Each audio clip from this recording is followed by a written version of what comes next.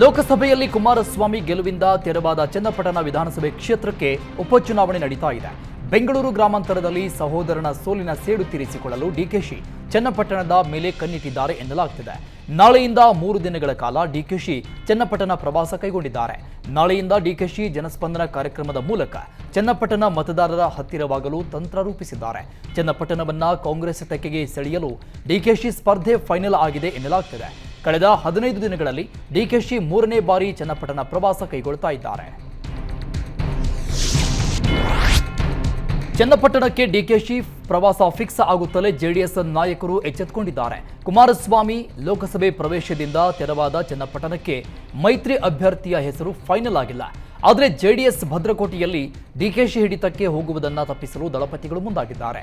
ನಾಳೆಯಿಂದ 3 ದಿನಗಳ ಕಾಲ ಡಿಕೆಶಿ ಚನ್ನಪಟ್ಟಣ ಪ್ರವಾಸ ಕೈಗೊಂಡಿದ್ದಾರೆ. ಆದರೆ ಅದಕ್ಕೂ ಮೊದಲೇ ಇವತ್ತೇ ನಿಖಿಲ್ ಕುಮಾರಸ್ವಾಮಿ ಚನ್ನಪಟ್ಟಣಕ್ಕೆ ಭೇಟಿ ನೀಡಲಿದ್ದಾರೆ.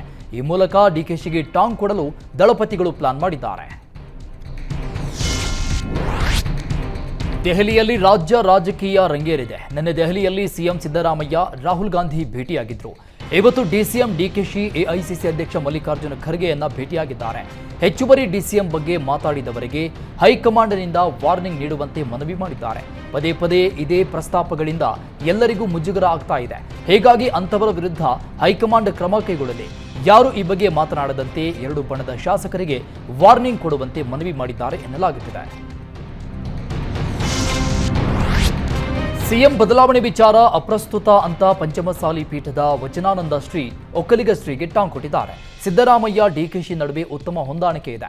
ಸಿಎಂ ಬದಲಾವಣೆ ಚಿಂತನೆ ಮಾಡಬೇಕಾಗಿರುವುದು ಹೈಕಮಾಂಡ್. ಸ್ವಾಮೀಜಿಗಳು ಹೇಳಿದ ತಕ್ಷಣ ಸಿಎಂ ಬದಲಾವಣೆ ಆಗೋದಿಲ್ಲ ಅಂತ ತಿರುಗೇಟು ಈಗ ಸಿದ್ದರಾಮಯ್ಯ ಸಿಎಂ ಬರುವ ದಿನಗಳಲ್ಲಿ ಡಿಕೆಶಿಗೆ ಅವಕಾಶ ಇದೆ. ಮುಂದಿನ ದಿನಗಳಲ್ಲಿ ಜಿ ಪರಮೇಶ್ವರ್, ಸತೀಶ್ ಜಾರಕಿಹೊಳಿ ಇದ್ದಾರೆ. ದಲಿತ ಸಿಎಂ ಎಂಬ ಮಾತುಗಳನ್ನು ನಾವು ಕೇಳ್ತಾ ಇದ್ದೇವೆ. SC ST ಸಮುದಾಯಕ್ಕೂ ಪ್ರಾತಿನಿಧ್ಯ ಕೊಡಬೇಕಾಗುತ್ತೆ. ಸಮಯ ಬಂದಾಗ ಲಿಂಗಾಯತರು ಸಿಎಂ ಆಗುವ ಯೋಗ ಬಂದೇ ಬರುತ್ತೆ ಅಂತ ಹೇಳಿದ್ದಾರೆ. ಕರ್ನಾಟಕ ಅಭಿವೃದ್ಧಿ ಜೊತೆ ಇತರೆ ರಾಜ್ಯಗಳ ಹಿತಾಸಕ್ತಿ ಕಾಪಾಡಲು ಕೇಂದ್ರ ಸದಾ ಸಿದ್ಧ ಇದೆ. ರಾಜ್ಯ ಸರ್ಕಾರ ತಮ್ಮ ವೈಫಲ್ಯ ಮುಚ್ಚಿ ಹಾಕಲು ಕೇಂದ್ರದ ಮೇಲೆ ಆರೋಪ ಮಾಡ್ತಾ ಇದೆ ಅಂತ ಕೇಂದ್ರ ಸಚಿವ ಪ್ರಹ್ಲಾದ್ ಜೋಶಿ ಕಾಂಗ್ರೆಸ್ ವಿರುದ್ಧ ವಾಗ್ದಾಳಿ ನಡೆಸಿದರು. ರಾಜ್ಯ ಸರ್ಕಾರದ ಗ್ಯಾರಂಟಿ ವಿಚಾರದಲ್ಲಿ ಹಲವಾರು ನ್ಯೂನತೆಗಳಿವೆ. ತಮ್ಮ ನ್ಯೂನತೆಗಳನ್ನು ಕೇಂದ್ರದ ಮೇಲೆ ಹಾಕುವ ಕೆಲಸವನ್ನ ರಾಜ್ಯ ಸರ್ಕಾರ ಮಾಡ್ತಾ ಇದೆ. ಕರ್ನಾಟಕದಿಂದ ಯಾವುದೇ ಅಧಿಕಾರಿಗಳು ಬಂದರೂ ನಾವು ಸ್ಪಂದನೆ ಕೊಡ್ತೇವೆ. ರಾಜ್ಯ ಸರ್ಕಾರಕ್ಕೆ ಈ ಹಿಂದೆಯೇ ಹಲವು ವಿಚಾರ ಕುರಿತು ಸಲಹೆ ನೀಡಲಾಗಿತ್ತು. ಆದರೆ ರಾಜ್ಯ ಸರ್ಕಾರ ಸುಳ್ಳು ಹೇಳುವ ಮೂಲಕ ಕೇಂದ್ರದ ಮೇಲೆ ಬೊಟ್ಟು ಮಾಡ್ತಾ ಇದೆ ಅಂತ ಕಿಡಿಕಾರಿದ್ದಾರೆ.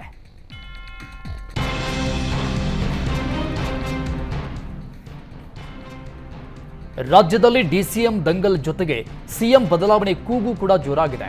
ಇದರ ಬೆನ್ನಲ್ಲೇ 5 ವರ್ಷ ಅಧಿಕಾರ ನಡೆಸುವಂತೆ ರಾಜ್ಯದ ಜನ ಕಾಂಗ್ರೆಸ್ ಪಕ್ಷಕ್ಕೆ ಅಧಿಕಾರ ನೀಡಿದ್ದಾರೆ ಅಂತ ಸಚಿವ HC ಮಹದೇವಪ್ಪ ಸಿಎಂ ವಿರೋಧಿಗಳಿಗೆ ಟಾಂಗ್ ಕೊಟ್ಟಿದ್ದಾರೆ. ವೀಕ್ಷಕರನ್ನ ಕಳುಹಿಸಿ ಶಾಸಕರ ಅಭಿಪ್ರಾಯ ಸಂಗ್ರಹ ಮಾಡಿ ಸಿಎಂ ಮಾಡಿದ್ದಾರೆ. ಸದ್ಯ ರಾಜ್ಯದಲ್ಲಿ ಸಿಎಂ ಹುದ್ದೆ ಖಾಲಿ ಇಲ್ಲ, ಇದರ ಬಗ್ಗೆ ಚರ್ಚೆ ಅನವಶ್ಯಕ ಅಂತ ಹೇಳಿದ್ದಾರೆ. ಸಿಎಂ ಆಯ್ಕೆ ವೇಳೆ ಹೈಕಮಾಂಡ್ ಏನೇನು ಚರ್ಚೆ ಮಾಡಿದೆ ಎನ್ನುವುದು ಬಹಿರಂಗಪಡಿಸಲು ಬರಲ್ಲ ಅಂತ ಮಹದೇವಪ್ಪ ಹೇಳಿದ್ದಾರೆ. ಕಾಂಗ್ರೆಸ್ನಲ್ಲಿ ಭುಗಿಲೆದ್ದ ಹೆಚ್ಚುವರಿ ಡಿಸಿಎಂ ಹಾಗೂ ಸಿಎಂ ಬದಲಾವಣೆ ಕೂಗಿಗೆ ಸಂಸದ ಜಗದೀಶ್ ಶೆಟ್ಟರ್ ಟಾಂಗ್ ಕೊಟ್ಟಿದ್ದಾರೆ. ರಾಜ್ಯದಲ್ಲಿ ಸಿದ್ದರಾಮಯ್ಯ ಸಿಎಂ ಆದಾಗಿನಿಂದಲೂ ಸಿಎಂ ಬದಲಾವಣೆ ಬಗ್ಗೆ ಚರ್ಚೆ ಆಗ್ತಾ ಇದೆ. ಕಾಂಗ್ರೆಸ್ನ ಶಾಸಕರಲ್ಲೇ ಸರ್ಕಾರದ ಬಗ್ಗೆ ಅಸಮಾಧಾನ ಇದೆ. ಕಾಂಗ್ರೆಸ್ ಸರ್ಕಾರದಲ್ಲಿ ಒಳಬೇಗುದಿ ಹೆಚ್ಚಾಗ್ತಾ ಇದೆ.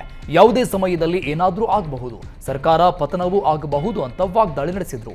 ಕಾಂಗ್ರೆಸ್ ಪಕ್ಷದ ಶಾಸಕರಿಂದಲೇ ರಾಜ್ಯ ಸರ್ಕಾರ ಪತನವಾಗುತ್ತೆ ಅಂತ ಭವಿಷ್ಯ ನುಡಿದಿದ್ದಾರೆ.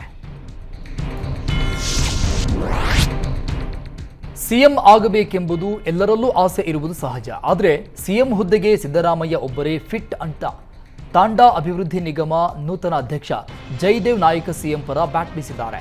ಸಿದ್ದರಾಮಯ್ಯ ಬಡವರ ಹಸಿವನ್ನು ನೀಗಿಸಿದ್ದಾರೆ, ಸಮರ್ಥವಾಗಿ ಉತ್ತಮ ಆಡಳಿತ ಮಾಡಿದ್ದಾರೆ. ಬಡವರು, ಹಿಂದುಳಿದವರು, ಶೋಷಿತರ ಧ್ವನಿಯಾಗಿದ್ದಾರೆ. ಇನ್ನು ಸಿಎಂ ಮಾಡುವ ವಿಚಾರ ಹೈಕಮಾಂಡ್ಗೆ ಬಿಟ್ಟಿದ್ದು, ಸದ್ಯ ಸಿಎಂ ಬದಲಾವಣೆ ಮಾಡುವುದು ಸುಲಭದ ವಿಚಾರ ಅಲ್ಲ ಅಂತ ಹೇಳಿದ್ದಾರೆ. ಕಾಂಗ್ರೆಸ್ ಹೈಕಮಾಂಡ್ ಮನಸ್ಸು ಮಾಡಿದ್ರೆ ಡಿಕೆಶಿ ಸಿಎಂ ಆಗುತ್ತಾರೆ ಅಂತ ಶಾಸಕ ಜಿಟಿಡಿ ಹೇಳಿದ್ದಾರೆ. ಹಿಂದೆ ಕಾಂಗ್ರೆಸ್ ವೀಕ್ ಆಗಿತ್ತು, ಈಗ ಸಿದ್ದರಾಮಯ್ಯ ಸ್ಟ್ರಾಂಗ್ ಆಗಿದ್ರು. ಆದರೆ ಈಗ ಕಾಂಗ್ರೆಸ್ ಹೈಕಮಾಂಡ್ ಸ್ಟ್ರಾಂಗ್ ಆಗಿದೆ.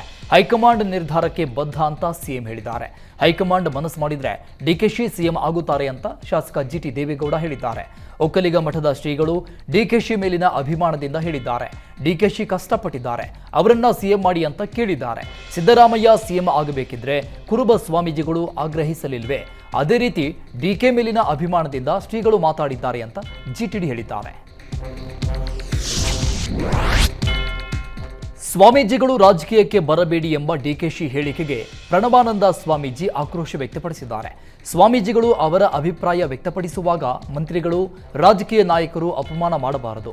ಅಪಮಾನ ಮಾಡುವುದಾದರೆ ಮುಂದಿನ ದಿನಗಳಲ್ಲಿ ನೀವು ಮಠಕ್ಕೆ ಕಾಲಿಡಬೇಡಿ. ನೀವು ಮಾಡಿದ್ದೆಲ್ಲ ಸರಿ ಅಂತ ಒಪ್ಪಿಕೊಳ್ಳೋಕೆ ಸಮುದಾಯದ ಸ್ವಾಮೀಜಿಗಳು ಸಿದ್ಧರಿಲ್ಲ. ನೀವು ಧೈರ್ಯವಾಗಿ ಹೇಳಿ ಮಠಕ್ಕೆ ಕಾಲಿಡಲ್ಲ ಅಂತ, ಆಗ ನಾವು ರಾಜಕೀಯಕ್ಕೆ ಬರಲ್ಲ. ಚಂದ್ರಶೇಖರ ಸ್ವಾಮೀಜಿಗಳು ಹೇಳಿದಾಗ ಎಲ್ಲರೂ ಸ್ವಾಗತ ಮಾಡಿದ್ರು. ಒಂದು ಕಡೆ ಸ್ವಾಗತ ಮಾಡೋದು, ಮತ್ತೊಂದು ಕಡೆ ರಾಜಕೀಯಕ್ಕೆ ಬರಬೇಡಿ ಅಂತ ಹೇಳೋದು ಸರಿಯಲ್ಲ. ಇದು ಡಿಕೆ ಶಿವಕುಮಾರ್ ರಾಜಕೀಯ ಗಿಮಿಕ್ ಅಂತ ಕಿಡಿಕಾರಿದ್ದಾರೆ.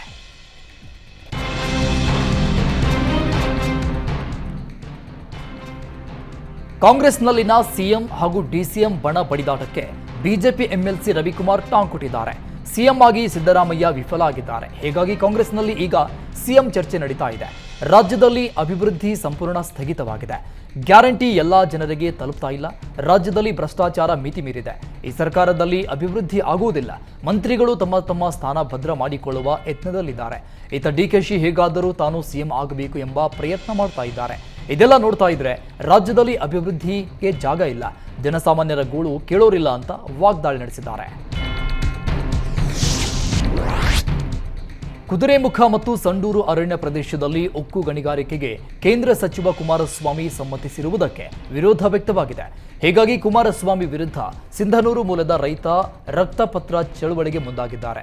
ರೈತ ರವಿಕುಮಾರ್ ಗೌಡ ಸುಮಾರು 2 ಪುಟಗಳಷ್ಟು ರಕ್ತದಲ್ಲಿ ಪತ್ರ ಬರೆದು ವಿರೋಧಿಸಿದ್ದಾರೆ. ಗಣಿಗಾರಿಕೆ ಪ್ರಸ್ತಾವನೆಯನ್ನ ಕೈಬಿಡುವಂತೆ ಎಚ್ಚರಿಕೆಗೆ ರಕ್ತದಲ್ಲಿ ಪತ್ರ ಬರೆದಿದ್ದಾರೆ. ಗಣಿಗಾರಿಕೆ ಗುತ್ತಿಗೆ ನೀಡಲು ಅಂಕಿತ ಹಾಕಿದ್ದು ಬಹಳ ವಿಷಾದನೀಯ. ಕೇಂದ್ರ ಸರ್ಕಾರ ಅರಣ್ಯ ಪ್ರದೇಶಕ್ಕೆ ಕೈ ಹಾಕಲು ಮುಂದಾಗಬಾರದು ಅಂತ ರೈತ ರವಿಗೌಡ ಮನವಿ ಮಾಡಿದ್ದಾರೆ. ಇದೇ ಜುಲೈ 30ರಿಂದ ಮಂಡ್ಯದಲ್ಲಿ ಮೈ ಶುಗರ್ ಕಾರ್ಖಾನೆ ಕಾರ್ಯಾರಂಭವಾಗಲಿದೆ. ಇದರ ಬೆನ್ನಲ್ಲೇ ಇವತ್ತು ಮೈ ಶುಗರ್ ಕಾರ್ಖಾನೆ ಆವರಣದಲ್ಲಿ ಗಣಪತಿ ಹೋಮ, ವಿಶೇಷ ಪೂಜೆ ನಡೆಸಲಾಯಿತು.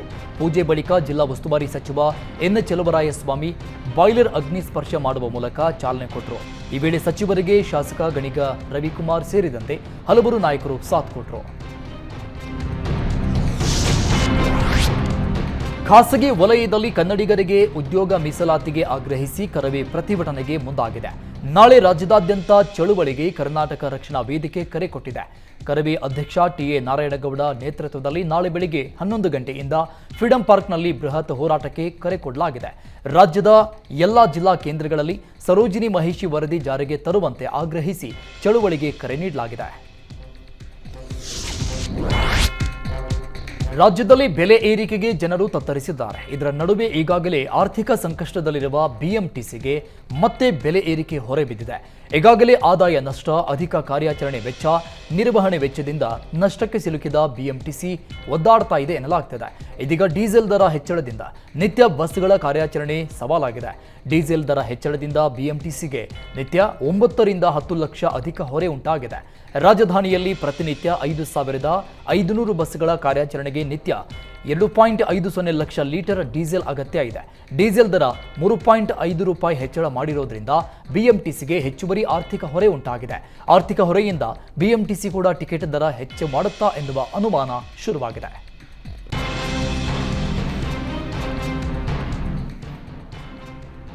ಮೈಸೂರು ನಗರಾಭಿವೃದ್ಧಿ ಪ್ರಾಧಿಕಾರದಲ್ಲಿ ಸಾವಿರಾರು ಕೋಟಿ ಭ್ರಷ್ಟಾಚಾರ ಆರೋಪ ಕೇಳಿಬಂದಿದೆ. ಮೂಡಾದಲ್ಲಿ 2,500 ಕೋಟಿಗೂ ಹೆಚ್ಚು ಅವ್ಯವಹಾರ ನಡೆದಿದೆ ಅಂತ ಬಿಜೆಪಿ ಒಬಿಸಿ ಮೋರ್ಚಾ ರಾಜ್ಯಾಧ್ಯಕ್ಷ ರಘು ಕೌಟಿಲ್ಯ ಗಂಭೀರ ಆರೋಪ ಮಾಡಿದ್ದಾರೆ.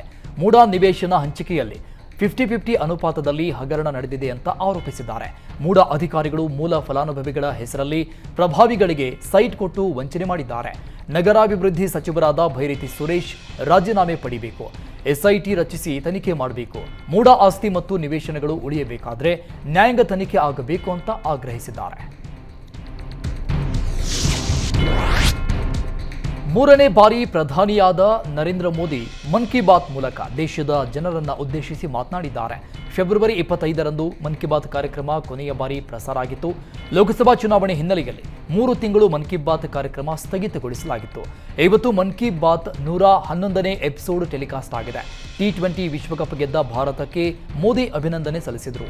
ಇದೇ ವೇಳೆ ತಾಯಿ ಹೀರಾಬೆನ್ ನೆನೆದ ಪ್ರಧಾನಿ ಮೋದಿ ತಾಯಿಯ ಹೆಸರಲ್ಲಿ ಗಿಡ ನೆಡಲು ದೇಶದ ಜನರಿಗೆ ಕರೆ ಕೊಟ್ಟಿದ್ದಾರೆ. ಹಾಗೆ 2024ರ ಲೋಕಸಭೆ ಚುನಾವಣೆ ಯಶಸ್ವಿಯಾಗಿದ್ದಕ್ಕೆ ಚುನಾವಣೆ ಆಯೋಗಕ್ಕೂ ಧನ್ಯವಾದ ತಿಳಿಸಿದ್ದಾರೆ. ನೀಟ್ ಅಕ್ರಮ ಸೇರಿದಂತೆ ಹಲವು ವಿಚಾರಗಳನ್ನು ಮುಂದಿಟ್ಟುಕೊಂಡು ಪ್ರತಿಪಕ್ಷಗಳು ಈಗಾಗಲೇ ಸಂಸತ್ನಲ್ಲಿ ಕೇಂದ್ರ ಸರ್ಕಾರವನ್ನ ತರಾಟೆ ತೆಗೆದುಕೊಂಡಿದ್ದಾರೆ. ಇದರ ನಡುವೆ ಕಾಂಗ್ರೆಸ್ ನಾಯಕಿ ರಾಜ್ಯಸಭೆ ಸದಸ್ಯೆ ಸೋನಿಯಾ ಗಾಂಧಿ ಪ್ರಧಾನಿ ಮೋದಿ ಅವರ ನಡೆಯನ್ನ ಟೀಕಿಸಿದ್ದಾರೆ.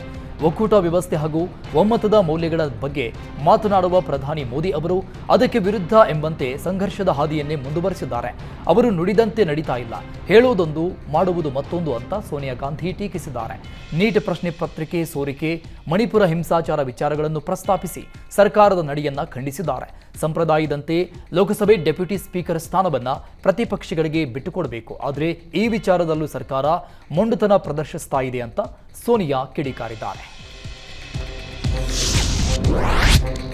ಪಶ್ಚಿಮ ಬಂಗಾಳ ರಾಜ್ಯಪಾಲ ಮತ್ತು ಸಿಎಂ ಮಮತಾ ನಡುವಿನ ಸಂಘರ್ಷ ಮತ್ತೊಂದು ತಿರುವನ್ನ ಪಡೆದುಕೊಂಡಿದೆ. ಕೋಲ್ಕತ್ತಾ ಹೈಕೋರ್ಟ್ನಲ್ಲಿ ಪಶ್ಚಿಮ ಬಂಗಾಳದ ರಾಜ್ಯಪಾಲರಾದ ಸಿವಿ ಆನಂದ್ ಬೋಸ್ ಮುಖ್ಯಮಂತ್ರಿ ಮಮತಾ ಬ್ಯಾನರ್ಜಿ ವಿರುದ್ಧ ಮಾನನಷ್ಟ ಮೊಕದ್ದಮೆ ಹೂಡಿದ್ದಾರೆ.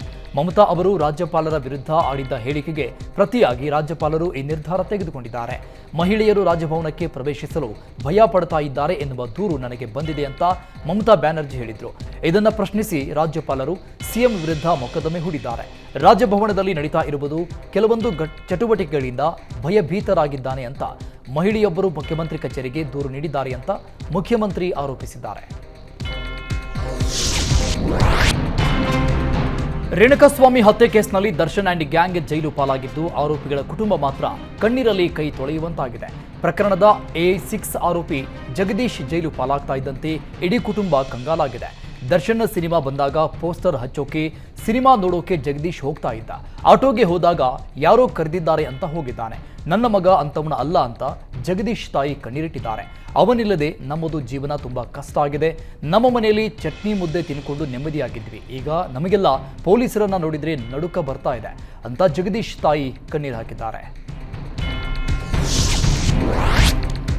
ಗೋಬಿ ಕಬಾಬ್ ಪಾನಿಪುರಿ ಬಳಿಕ ಶವರ್ಮಾ ತಯಾರಕರಿಗೆ ಟೆನ್ಷನ್ ಶುರುವಾಗಿದೆ. ಶವರ್ಮಾ ಸೇವಿಸಿದ ಕೆಲವರಿಗೆ ಫುಡ್ ಪಾಯ್ಸನ್ ಆಗಿತ್ತು. ಹೀಗಾಗಿ 17 ಬಗೆಯ ಶವರ್ಮಾ ಮಾದರಿಯನ್ನ ಟೆಸ್ಟ್ಗೆ ಕಳಿಸಲಾಗಿತ್ತು. 17ರಲ್ಲಿ 8 ಮಾದರಿಯಲ್ಲಿ ಹಾನಿಕಾರಕ ಬ್ಯಾಕ್ಟೀರಿಯಾ ಪತ್ತೆಯಾಗಿದೆ. ಅಸುರಕ್ಷಿತ ಶವರ್ಮಾ ತಯಾರಕರ ವಿರುದ್ಧ ಆಹಾರ ಸುರಕ್ಷತೆ ಮತ್ತು ಗುಣಮಟ್ಟ ಇಲಾಖೆ ಕಠಿಣ ಕ್ರಮಕ್ಕೆ ಎಚ್ಚರಿಕೆ ಕೊಟ್ಟಿದೆ. ಅಲ್ಲದೆ ಶವರ್ಮಾ ತಯಾರಕರು ಆಹಾರ ತಯಾರಿಕೆ, ಸಂಗ್ರಹಣೆ ಮತ್ತು ವಿತರಣೆ ವೇಳೆ ಸಂಪೂರ್ಣ ನೈರ್ಮಲ್ಯತೆ ಕಾಪಾಡುವಂತೆ ಸೂಚನೆ ಕೊಡಲಾಗಿದೆ. ರಾಜ್ಯದಲ್ಲಿ ಡೆಂಘಿ ಅಬ್ಬರ ದಿನೇ ದಿನೇ ಹೆಚ್ಚಾಗ್ತಾ ಇದೆ. ಇತ್ತ ರಾಜಧಾನಿ ಬೆಂಗಳೂರಲ್ಲಿ ಡೆಂಗ್ಯೂಗೆ ಮತ್ತೊಬ್ಬ ಯುವಕ ಬಲಿಯಾಗಿದ್ದಾನೆ. ಖಾಸಗಿ ಆಸ್ಪತ್ರೆಯಲ್ಲಿ ಚಿಕಿತ್ಸೆ ಪಡಿತಾ ಇದ್ದ 27 ವರ್ಷದ ಯುವಕ ಮೃತಪಟ್ಟಿದ್ದಾನೆ. ಡೆಂಗ್ಯೂ ಪಾಸಿಟಿವ್ ಜೊತೆಗೆ ಶುಗರ್ ಲೆವೆಲ್ನಲ್ಲಿ ಫ್ಲುಚೇಟ್ ಸಮಸ್ಯೆಯಾಗಿತ್ತು. ರೋಗಿಗೆ ಪ್ಲೇಟ್ಲೆಟ್ಸ್ ಕೂಡ ಕಡಿಮೆಯಾಗಿತ್ತು. ಹೀಗಾಗಿ ಚಿಕಿತ್ಸೆ ಫಲಕಾರಿಯಾಗಿದೆ. ಆಸ್ಪತ್ರೆಯಲ್ಲಿ ಯುವಕ ಮೃತಪಟ್ಟಿದ್ದಾನೆ. ಮಹಿಳೆ ಬಳಿ ಸಾಲ ಪಡೆದು ಹಿಂದಿರುಗಿಸದೆ ಸತಾಯಿಸ್ತಾ ಇದ್ದ ಬ್ಯಾಂಕ್ ಉದ್ಯೋಗಿಯನ್ನ ಕನ್ನಡ ಪ್ರಕಾಶ್ ಗ್ಯಾಂಗ್ ಕಿಡ್ನಾಪ್ ಮಾಡಿದ ಬಗ್ಗೆ ದೂರು ದಾಖಲಾಗಿದೆ. ಖಾಸಗಿ ಬ್ಯಾಂಕ್ ಉದ್ಯೋಗಿ ಮಂಜುಳಾ ಎಂಬುವರ ಬಳಿ 8 ಲಕ್ಷ ಹಣ ಸಾಲ ಪಡೆದಿದ್ದ. ಆದರೆ ಸಾಲವನ್ನ ವಾಪಸ್ ನೀಡದೆ ಮಂಜುನಾಥ್ ಸತಾಯಿಸ್ತಾ ಇದ್ದ ಎನ್ನಲಾಗಿದೆ. ಇದರಿಂದ ಮಂಜುಳಾ ಹಾಗೂ ಕನ್ನಡ ಪರ ಸಂಘಟನೆ ಅಧ್ಯಕ್ಷ ಪ್ರಕಾಶ್ ಗ್ಯಾಂಗ್ ಮಂಜುನಾಥ್ನನ್ನ ಕಿಡ್ನಾಪ್ ಮಾಡಿದ್ದಾರೆ. ಬಳಿಕ ಮಂಜುನಾಥ್ಗೆ ಥಳಿಸಿ ಮನೆ ಹಾಗೂ ಆಸ್ತಿ ಪತ್ರವನ್ನ ಕಿತ್ಕೊಂಡಿದ್ದಾರೆ. ಮಂಜುನಾಥ್ನನ್ನ ಅಪಹರಿಸಿದ ದೃಶ್ಯ ಸಿಸಿ ಕ್ಯಾಮೆರಾದಲ್ಲಿ ಸೆರೆಯಾಗಿದೆ. ಕಿಡ್ನಾಪ್ ಗ್ಯಾಂಗ್ ವಿರುದ್ಧ ಶಂಕರಪುರ ಪೊಲೀಸ್ ಠಾಣೆಯಲ್ಲಿ ಪ್ರಕರಣ ದಾಖಲಾಗಿದ್ದು ಮಂಜುಳಾ, ಪ್ರಕಾಶ್, ಚಲಪತಿ ಸೇರಿದಂತೆ 6 ಜನರ ಮೇಲೆ ಎಫ್ಐಆರ್ ದಾಖಲಾಗಿದೆ.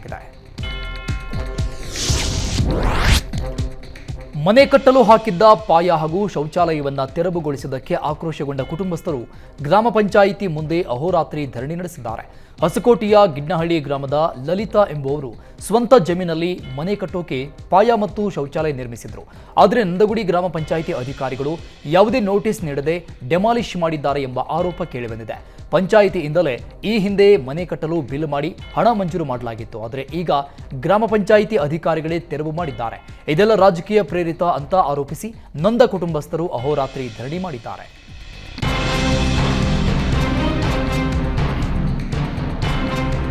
ಕಾವೇರಿ ಜಲಾನಯನ ಪ್ರದೇಶದಲ್ಲಿ ಮಳೆಯ ಅಬ್ಬರ ಜೋರಾಗಿದೆ. ಕೆಆರ್ಎಸ್ ಡ್ಯಾಂನ ನೀರಿನ ಮಟ್ಟ ಮತ್ತಷ್ಟು ಏರಿಕೆಯಾಗಿದೆ. ಕೆಆರ್ಎಸ್ ಡ್ಯಾಂಗೆ 12,867 ಕ್ಯೂಸೆಕ್ ನೀರು ಒಳಹರಿವು ಬರ್ತಾ ಇದ್ದು, ಡ್ಯಾಂ ನೀರಿನ ಮಟ್ಟ 94.40 ಅಡಿಗೆ ಏರಿಕೆ ಕಂಡಿದೆ.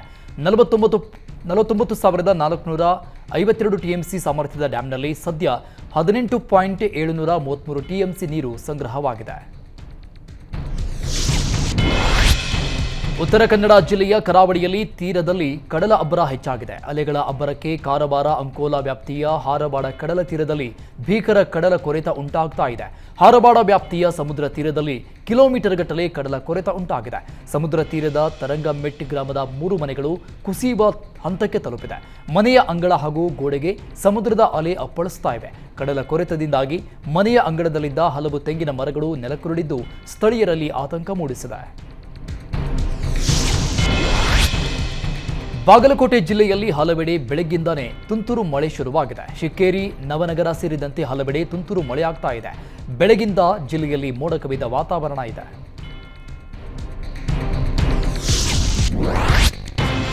ತಿರುವಿನಲ್ಲಿ ಕೆಎಸ್ಆರ್ಟಿಸಿ ಸಾರಿಗೆ ಬಸ್ ಕಂದಕಕ್ಕೆ ಉರುಳಿ ಬಿದ್ದಿರುವ ಘಟನೆ ನಂಜನಗೂಡಿನ ತಾಲೂಕಿನ ಮರಡಿಹುಂಡಿ ಗ್ರಾಮದಲ್ಲಿ ನಡೆದಿದೆ.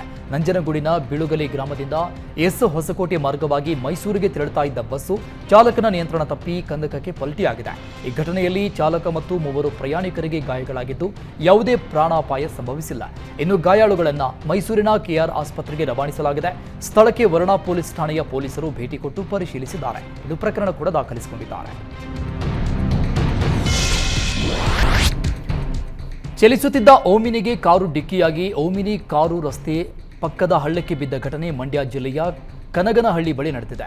ಕೆಆರ್ಪೇಟೆಯಿಂದ ಮೈಸೂರು ಕಡೆಗೆ ಓಮಿನಿ ಹಾಗೂ ಕಾರು ತೆರಳುತ್ತಾ ಇತ್ತು. ಈ ವೇಳೆ ಓಮಿನಿಗೆ ಹಿಂಬದಿಯಿಂದ ಕಾರು ಡಿಕ್ಕಿ ಹೊಡೆದಿದ್ದು, ಡಿಕ್ಕಿ ರಭಸಕ್ಕೆ ಓಮಿನಿ ಕಾರು ರಸ್ತೆ ಬದಿಯ ಹಳ್ಳಕ್ಕೆ ನುಗ್ಗಿದೆ.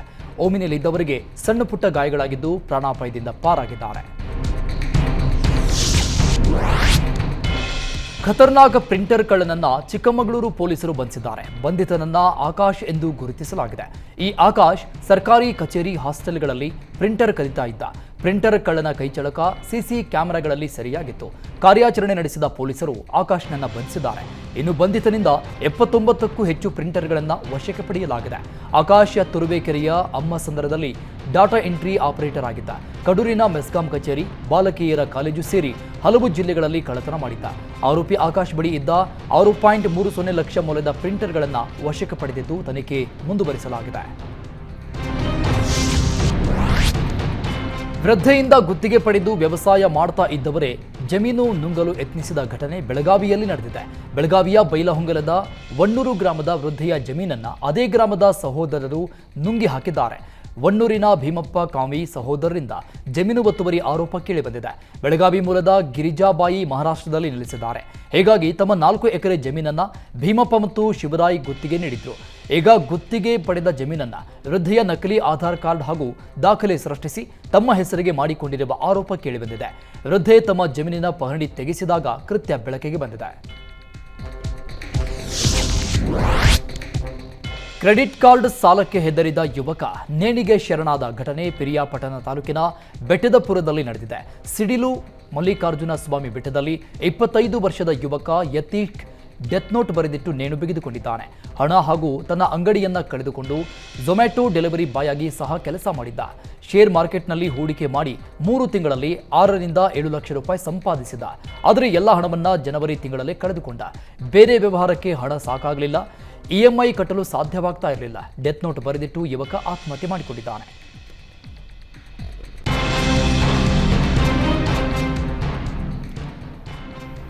ದೆಹಲಿಯಲ್ಲಿ ಆಸ್ಪತ್ರೆಗೆ ಬೆಂಕಿ ಬಿದ್ದು ಶಿಶುಗಳ ಜೀವಂತ ದಹನ ಘಟನೆ ಯಾರೂ ಮರೆಯಲ್ಲ. ಆದರೆ ಇಂಥದ್ದೇ ಘಟನೆ ವಿಜಯಪುರ ಜಿಲ್ಲಾಸ್ಪತ್ರೆಯಲ್ಲೂ ನಡೆಯಬಹುದು ಅನ್ನೋ ಆತಂಕ ರೋಗಿಗಳಿಗೆ ಶುರುವಾಗಿದೆ. ಇದಕ್ಕೆ ಕಾರಣ ಜಿಲ್ಲಾ ಆಸ್ಪತ್ರೆ ಕಟ್ಟಡದ ಒಳಗೆ ಅಗ್ನಿ ನಿರೋಧಕ ವ್ಯವಸ್ಥೆ ಇಲ್ಲ. 2 ಅಂತಸ್ತಿನ ಜಿಲ್ಲಾಸ್ಪತ್ರೆಯ ಕಟ್ಟಡದ ಒಳಗೆ smoke detector, anti fire sprinkler, emergency alarm ಸೇರಿ ಯಾವುದೇ ವ್ಯವಸ್ಥೆ ಇಲ್ಲ. ಇದು ರೋಗಿಗಳ ಆತಂಕ ಮೂಡಿಸಿದೆ. 4 ಕೋಟಿ ವೆಚ್ಚದಲ್ಲಿ ಫೈರ್ ಸೇಫ್ಟಿ ಅಳವಡಿಕೆ ಚಿಂತನೆ ನಡೆಸಿದೆ. ಆದರೆ ಇನ್ನೂ ಕಾರ್ಯರೂಪಕ್ಕೆ ಬಂದಿಲ್ಲ. ಚಿತ್ರದುರ್ಗದ ಬಿಗ್ ಬಾಸ್ ಹೋಟೆಲ್ ಮೇಲೆ ಪೊಲೀಸರು ದಾಳಿ ನಡೆಸಿದ್ದು ಜೂಜಾಡ್ತಾ ಇದ್ದ 22 ಮಂದಿಯನ್ನ ವಶಕ್ಕೆ ಪಡೆದುಕೊಂಡಿದ್ದಾರೆ. ಬಿಗ್ ಬಾಸ್ ಹೋಟೆಲ್ನ 4ನೇ ಮಹಡಿಯಲ್ಲಿರುವ ಫೋರ್ಟ್ ಸಿಟಿ ರಿಕ್ರಿಯೇಷನ್ ಕ್ಲಬ್ನಲ್ಲಿ ಜೂಜಾಡ್ತಾ ಇದ್ರು. ಖಚಿತ ಮಾಹಿತಿ ಮೇರೆಗೆ ದಾಳಿ ನಡೆಸಿದ ಪೊಲೀಸರು 85,000 ರೂಪಾಯಿ ಮೌಲ್ಯದ ಟೋಕನ್ ವಶಕ್ಕೆ ಪಡೆದುಕೊಂಡಿದ್ದಾರೆ. ಚಿತ್ರದುರ್ಗ ಕೋಟೆ ಪೊಲೀಸ್ ಠಾಣೆಯಲ್ಲಿ ಪ್ರಕರಣ ದಾಖಲಾಗಿದೆ.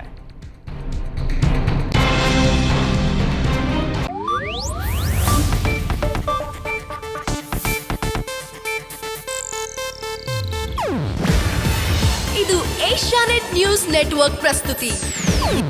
ನೀವು ನೋಡ್ತಿದ್ದೀರಾ ಏಷ್ಯಾನೆಟ್ ಸುವರ್ಣ ನ್ಯೂಸ್.